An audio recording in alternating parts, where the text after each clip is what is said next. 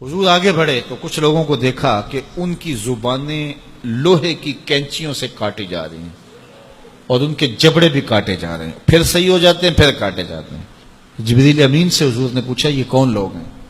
تو عرض گزار ہوئے ہاؤلائی خطباء الفتنہ، یہ آپ کی امت کے فتنہ پرور خطیب ہے جن کی زبان سے نکلتے ہوئے انگارے قوم میں آگ لگا دیتے تھے اور لوگوں میں تفریق، تشدد اور افتراق کے بیج بوتے تھے۔ یہ منبر اور محراب کی ذمہ داری انتہائی حساس ذمہ داری ہے۔ یہ خلق خدا کی اصلاح اور امت محمدیہ کو جوڑنے کا ذریعہ ہے۔ اس سے لوگوں کو بدی سے نکال کر کے نیکی کا راستہ دکھایا جاتا ہے، لیکن اس حساس منصب کو جو نہیں سمجھتے اور اس کو اپنی خواہشات نفس کے مطابق جو منبر و محراب کو استعمال کرتے ہیں، ان کے لیے اتنی سخت وعید کی گئی کہ قیامت کے دن ان کی زبانیں لوہے کی کینچیوں سے کاٹی جائیں گی، ان کے جبڑے کاٹے جائیں گے، پھر صحیح ہوں گے، پھر کاٹے جائیں گے، یہ مسلسل ان کو عذاب دیا جائے گا۔ تو حضور نے پوچھا کہ کون ہیں؟ تو کہا یہ آپ کی امت کے فتنہ پرور خطیب ہیں۔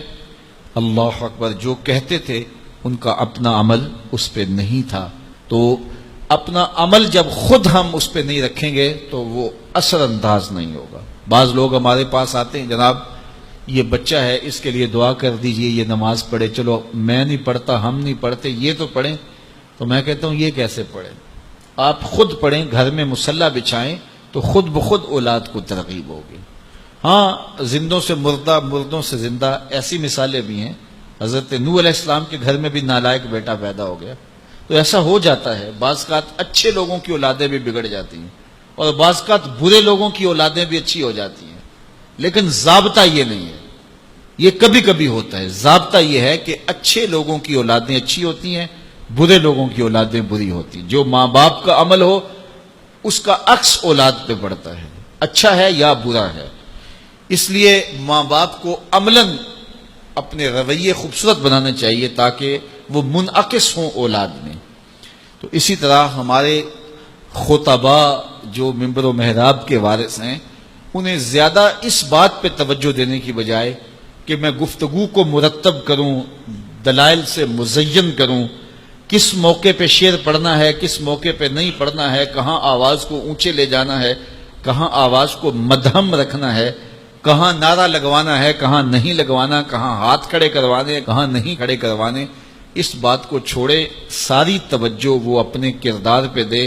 پھر کردار کے اندر سے پھوٹ کر جو گفتگو نکلے گی وہ ٹوٹے لفظ بھی ہوں گے، دلوں کو جوڑ دیں گے۔ اشہد بلال عند اللہ اشہد، بلال کا اشہد ہی وہ دھوم مچا دیتا ہے کہ لوگوں کا اشہد بھی وہ دھوم نہیں مچاتا جو بلال کا اشہد دھوم مچاتا ہے۔ اس لیے ہمیں زیادہ توجہ اپنے کردار کی طرف دینی چاہیے۔ اقبال نے کہا تھا واعظ قوم کی وہ پختہ خیالی نہ رہی، برق طبعی نہ رہی، شعلہ مکالی نہ رہی، رہ گئی رسم آذاں روح بلالی نہ رہی، فلسفہ رہ گیا تلقین غزالی نہ رہی، مسجد مرثیہ خواہیں کہ نمازی نہ رہے، یعنی صاحب اوصاف وہ حجازی نہ رہے۔ تو آج ہماری گفتگو تو زیادہ ہے، جتنے چینل چل رہے ہیں، یہ ماہر سے عام آئے گا تو کیسے کیسے نکلیں گے دین سکھانے والے۔